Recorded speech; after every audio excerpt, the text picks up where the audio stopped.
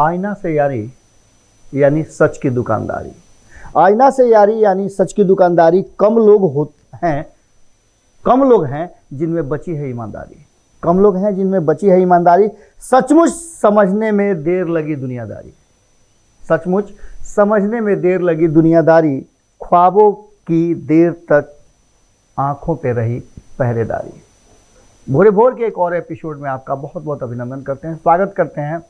और आज के उस राजनीतिक जमीन को खोदने का प्रयास करते हैं जहां आने वाले भविष्य के पौधे को रोपित किया जा सके, जिसके फल बेहतर हों।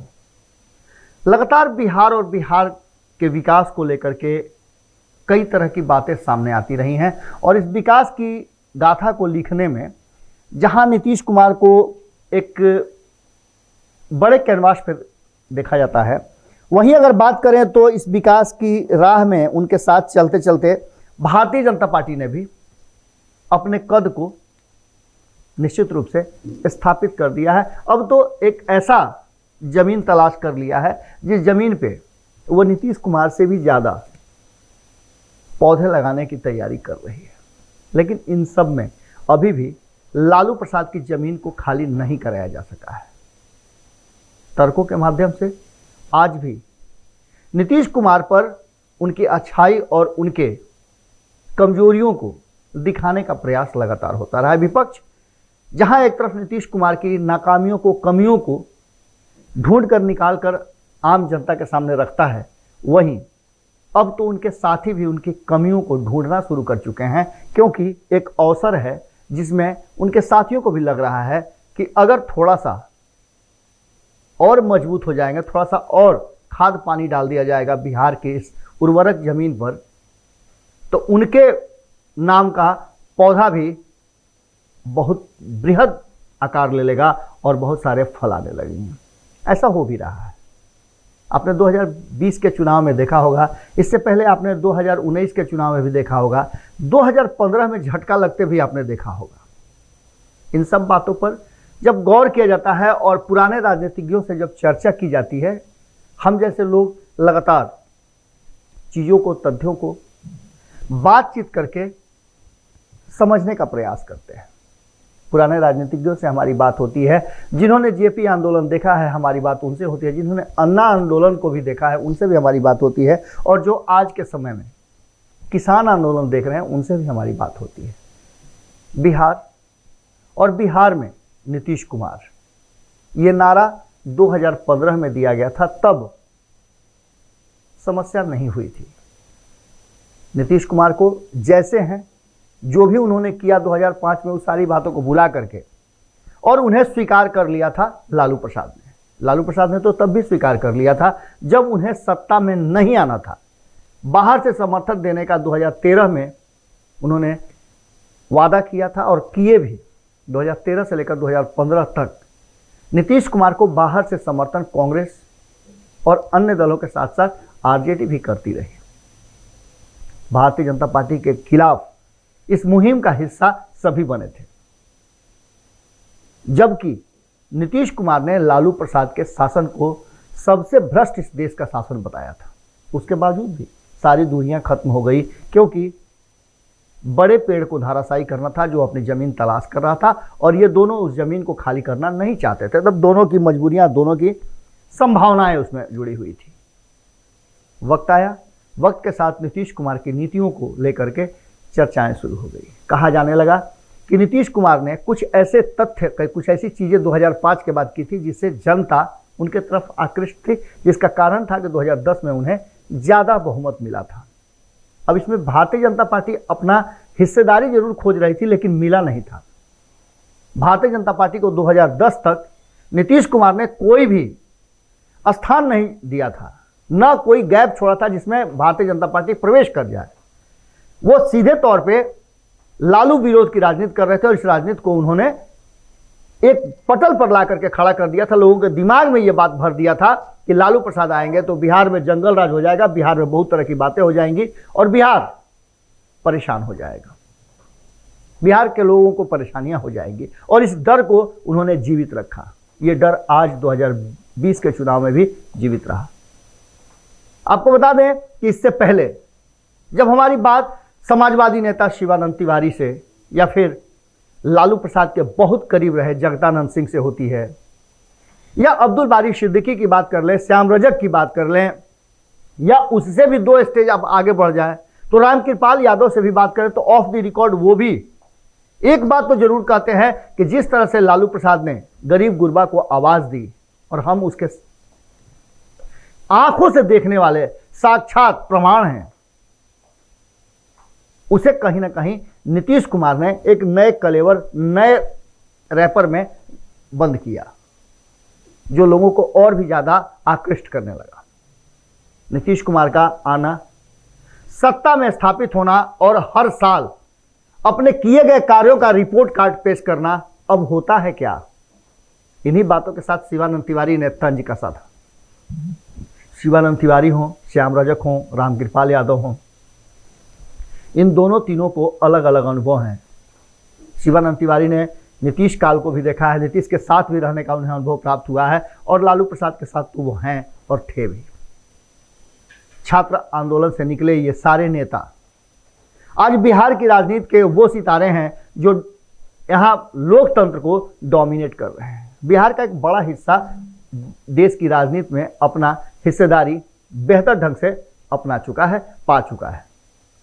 इन सबके बीच में नीतीश कुमार पर आरोप लगते हैं कि उन्होंने जो एक धारा तय किया था, जिस धारा को बिहार की जनता ने कनेक्ट किया था, वो था नीतीश कुमार का हर साल अपने मालिकों को, यानी कि आम जनता को, बिहार की जनता को संतुष्ट करना और अपने किए गए कार्यों का खाका लेखा जोखा लेकर के पहुंचना। नीतीश कुमार ने रात्रि विश्राम करके, यात्रा करके लोगों को समझने का और लोगों को समझाने का प्रयास किया था। ये परंपरा और ये सिलसिला अक्सर अब खत्म होती जा रही है, और यही कारण है कि नीतीश कुमार पर बीजेपी भारी पड़ती जा रही है। पुराने नेताओं का कहना है कि अक्सर हर बात पर अब नीतीश कुमार अपने कार्यों का नहीं बल्कि विपक्ष का हमला करते हैं और विपक्ष की बातें करते हैं। वो अक्सर विपक्ष को दोषी बनाते हैं हर उस कार्य के लिए, हर जिम्मेवारी के लिए।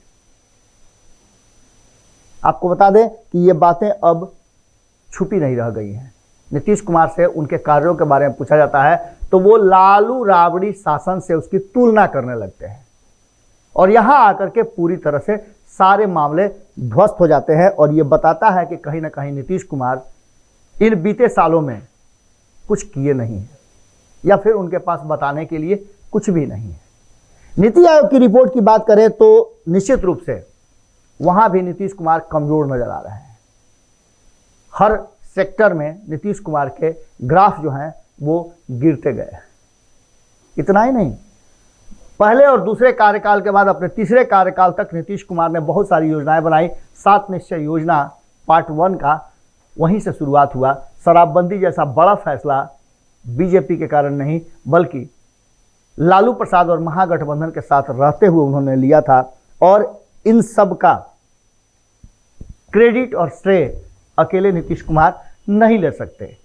इसकी नाकामियों को भी जब चिराग पासवान उजागर करते हैं तो कहीं ना कहीं उन्हें मुश्किलें होती हैं। इन सब बातों के बीच में आपको बता दें कि अब तक इन सारी कमियों के बावजूद, आप सोच रहे होंगे कि हम नीतीश कुमार की कमियों को बता रहे हैं। नीतीश कुमार की रणनीति रही है कि वो सत्ता पे बने रहें। इसके लिए उन्होंने अलग अलग समझौते किए, अलग अलग जगह पर अपनी ही बातों को उन्होंने ध्वस्त कर दिया। उन्होंने कहा था कि चंदन विश्वव्यापक नहीं, और जब इस पर पूछा गया था कि लालू के साथ कैसे आप आगे चल पाएंगे तो उन्होंने यही बात कहा था कि चंदन विश्वव्यापक नहीं।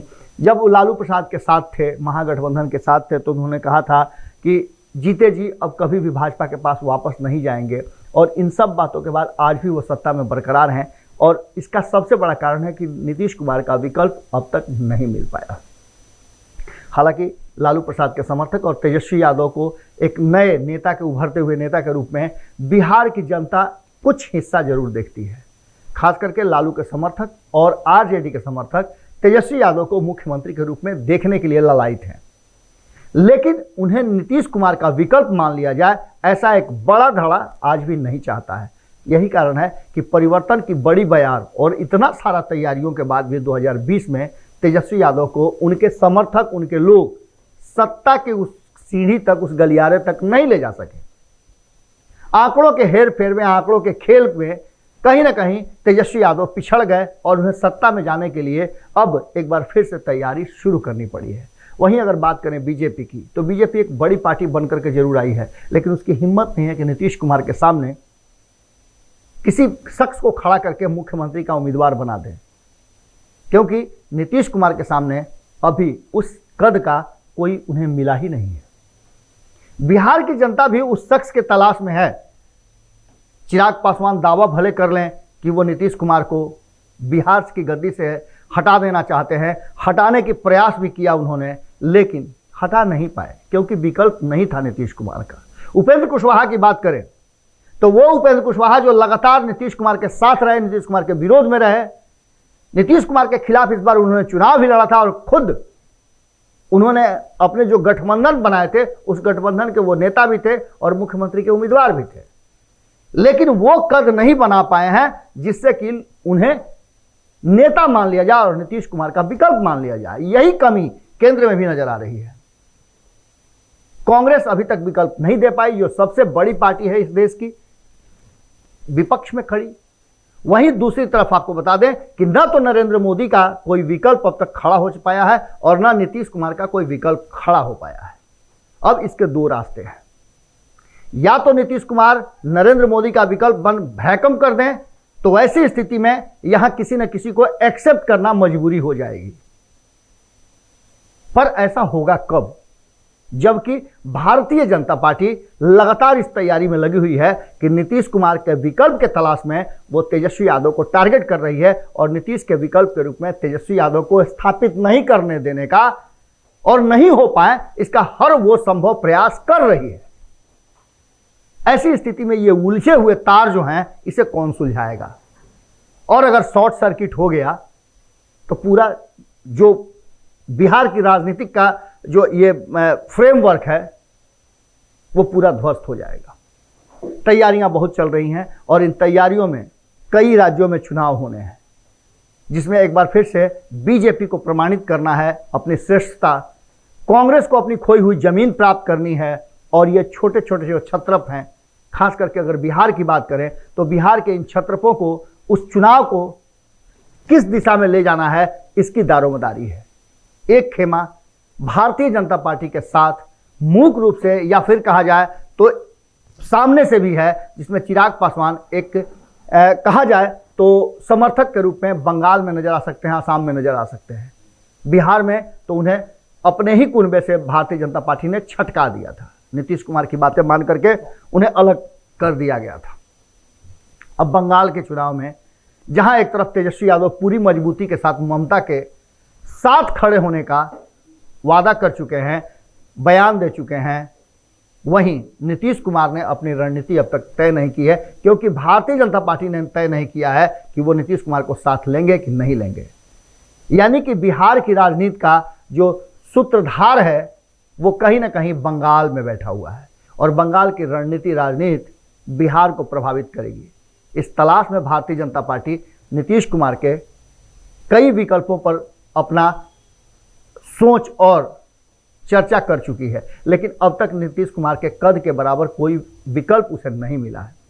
और संभावना ये व्यक्त की जा रही है कि बंगाल चुनाव खत्म होते होते मई तक उसे नहीं मिलने वाला है, क्योंकि जिन लोगों पर यह जिम्मेवारी दी गई है वो नीतीश के कद के बराबर नहीं खड़ा हो पा रहे हैं। हालांकि विधानसभा में ये देखने को मिल रहा है कि भाजपा और जदयू दो अलग अलग सरकार में रहते हुए, एक साथ रहते हुए अलग अलग नजर आ रहे हैं। और ऐसी स्थिति में तेजस्वी यादव का लगातार हमला सरकार के अलग अलग मंत्रियों को बराबर नील डाउन कराना कुछ न कुछ तो जरूर कह रहा है। हर बातों के तथ्यों के आधार पर वो सरकार को घेर रहे हैं और ऐसी स्थिति में मंत्री जो हैं, आपने देखा होगा किस तरह से कई मंत्रियों को फहरिस्त है जिसको तेजस्वी यादव ने आंकड़ों के आधार पर और उनके बयानों के आधार पर घेरा है।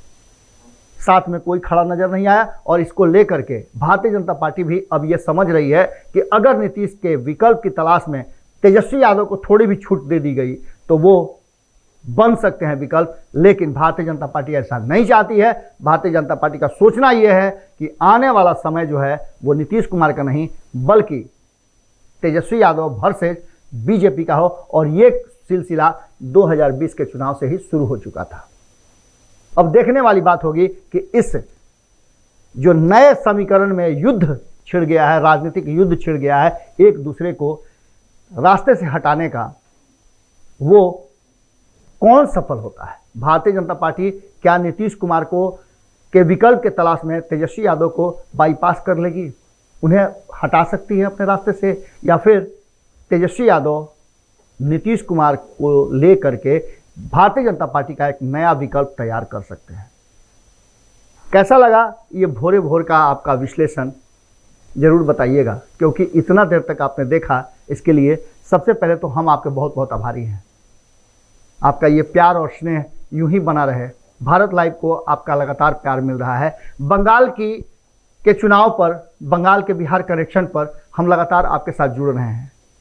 आप अपने विचार हमें जरूर लिखिएगा। बहुत जल्द हम बंगाल की ज़मीन से आपको होने वाले राजनीति के हर उस घटनाक्रम पर अपडेट देते रहेंगे। आपका ध्यान पूरी तरह से भारत लाइव पे होनी चाहिए, और इसके साथ ही भारत लाइव को आपका सहयोग भी अपेक्षित है। यूपीआई नंबर दिया हुआ है, आप हमें सहयोग करें, क्योंकि सच्ची पत्रकारिता को जीवित रखना बहुत ज़रूरी है, और एक ऐसी पत्रकारिता जिसमें लगातार नई पौध उगती है और सच की लड़ाई को इस देश, बिहार में नहीं इस देश में अब फैलाने लगी है। फिर मिलते हैं कल। नमस्कार। अगर ये वीडियो पसंद आई और वह बिहार के राजनीति और बिहारियत से सरोकार रखेनी तो सब्सक्राइब बटन दबा के चैनल के सब्सक्राइब कर ली। ओजे एगो घंटी बा, ओकरा बटन दबा देला से कुल सटीक और मारक खबर रुआ मुफ्त में मिल जाई। अगर रुआ पत्रकारिता के हमनी के नया प्रयोग में सहयोग कर चाहतानी तो ज्वाइन बटन दबा दी। पेटीएम नंबर नोट कर ली 9386816700। धन्यवाद।